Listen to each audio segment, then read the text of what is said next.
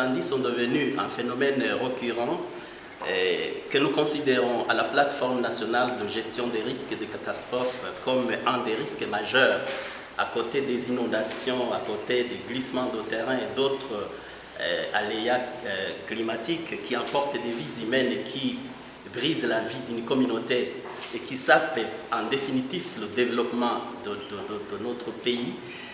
J'aurais aimé alors que ça soit étendu dans le sens le plus global des incendies. Dans sa présentation, il s'est appesanti sur la situation des incendies du marché central de Bujumbura survenu le dimanche 27 janvier 2013. Je ne veux pas y revenir beaucoup parce que je n'étais pas sur place, j'étais en Haïti en mission des Nations Unies pour la stabilisation d'Haïti. Mais j'ai vu dans sa présentation quand il a dit que quelqu'un de la protection civile lui aurait dit que 40 policiers étaient en tenue adéquate, et je ne pensais pas que ça soit vrai, parce que c'est un des facteurs qui concourent à la faiblesse de la police de protection civile. Normalement, une tenue de feu est une tenue complète qui est doublée d'une bouteille d'oxygène que le policier porte sur le dos et qui lui permet de respirer quand il entre dans une chambre ou dans une maison qui est en plein feu, où il n'y a plus d'air. Donc la tenue complète coûte 20 000 $ et quand les policiers sont en action, normalement ils sont à 8, les sapeurs-pompiers. C'est dire pour équiper une équipe de 8 sapeurs-pompiers en même temps, vous comprendrez qu'il s'agit de beaucoup d'argent. Donc je voudrais faire un petit ajout par rapport à ce qu'il a dit, les éléments qui concourent à la faiblesse de la police de protection civile au Burundi. Je dois un peu revenir un peu en arrière parce que la protection civile a connu de perpétuelles mutations à partir de 2005 quand on a fait l'intégration des ex-PMPA. C'est là où on a créé à proprement parler la police nationale du Burundi. Et c'est là où on a prévu alors la police de protection civile qui est passée du service national de la protection civile à la direction générale de la protection civile, passant par la coordination nationale de la protection civile. Et en 2009, c'est là où le Burundi a adhéré à l'Organisation internationale de la protection civile. C'est là où nous avons alors eu une clarté par rapport aux missions dévolues à une police de protection civile. Sinon, il y avait trop de tâtonnements. Et vous voyez les éléments de police qui étaient sur la route pour faire passer les enfants qui allaient à l'école seulement. Et le travail se limitait là-bas. Mais nous avons senti que le travail de la police de protection civile est extrêmement important et élargi.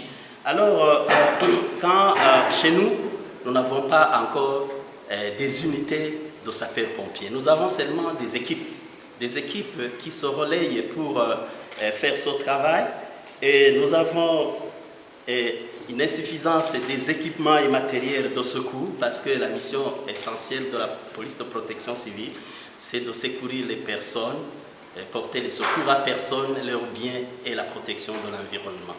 Alors nous n'avons pas d'unité de sapeurs-pompiers, nous avons des équipes. Ça c'est un grand défi. Et les matériels. Je dois vous dire que le Burundi dispose de 9 provinces qui ne sont pas dotées de camions anti-incendie. Alors, vous comprendrez qu'un camion incendie qui doit couvrir tout l'espace d'une province, c'est insuffisant. Imaginez, moi je suis allé à Matana quand le marché de Matana prenait feu.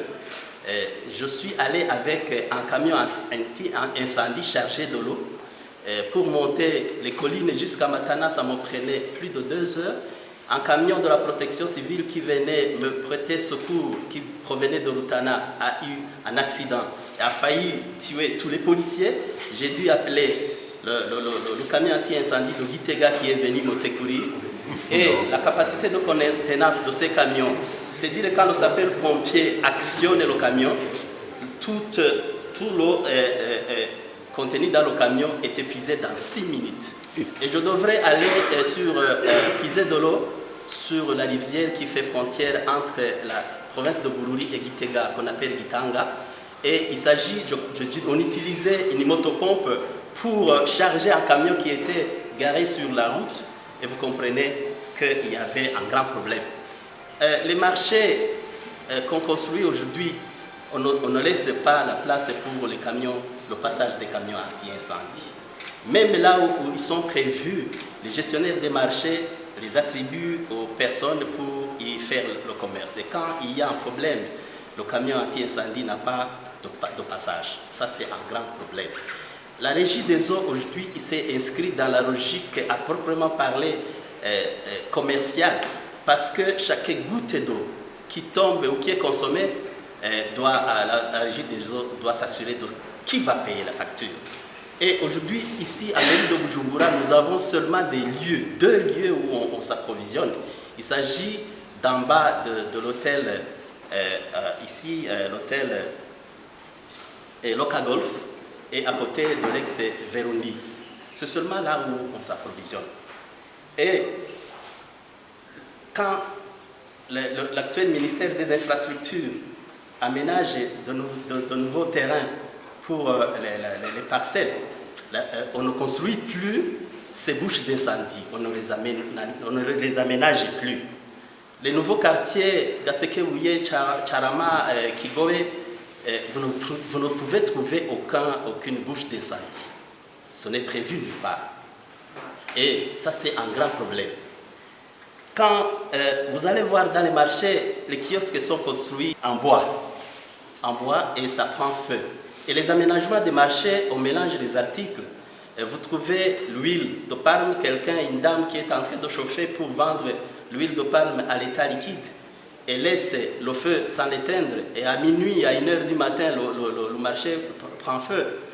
Un enfant qui fait les arachides pour les vendre à 50 à 100 francs, il va utiliser le feu, et le soir il part sans éteindre le feu, et voilà que tout un marché est en feu à cause de ça.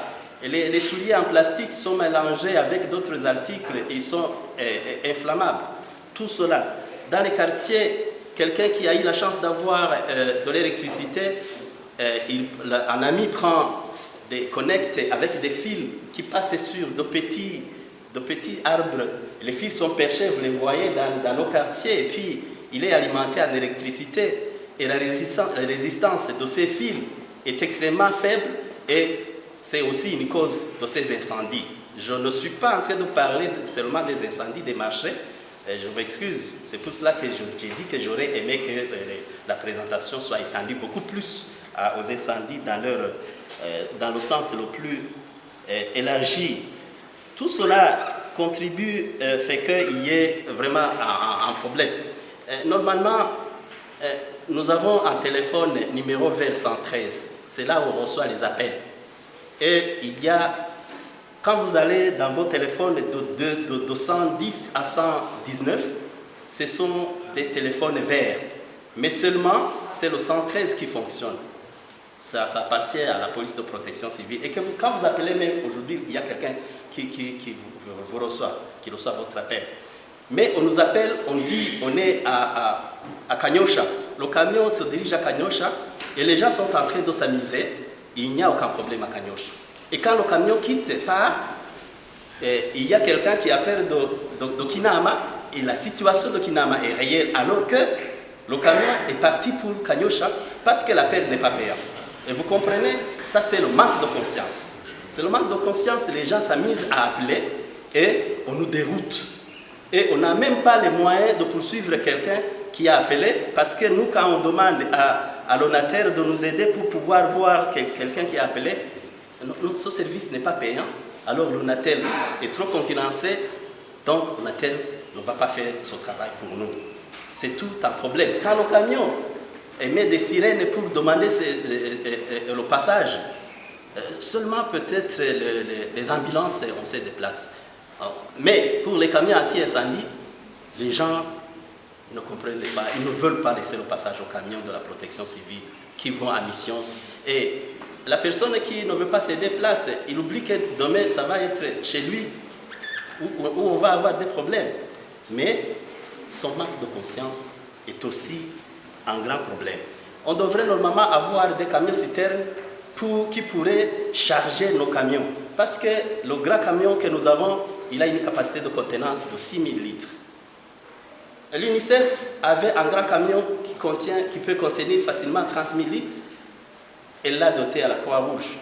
On devrait normalement avoir de tels camions, et quand le camion anti-incendie est en action, il y a un camion citerne qui l'alimente au fur et à mesure. Parce que ce camion de la Croix-Rouge peut alimenter 5 et 6 camions qui sont en action. Alors, si on doit quitter le lieu du sinistre pour aller chercher de l'eau et que les gens ne vous donnent pas passage, alors que ces bouches d'incendie n'en existent presque pas, ce que vous avez vu au marché avec ce marché central de Bujumbura, ce n'est même pas évident que ça soit fonctionnel. Je présume que ça soit d'ailleurs la raison pour laquelle on avait étalé les marchandises.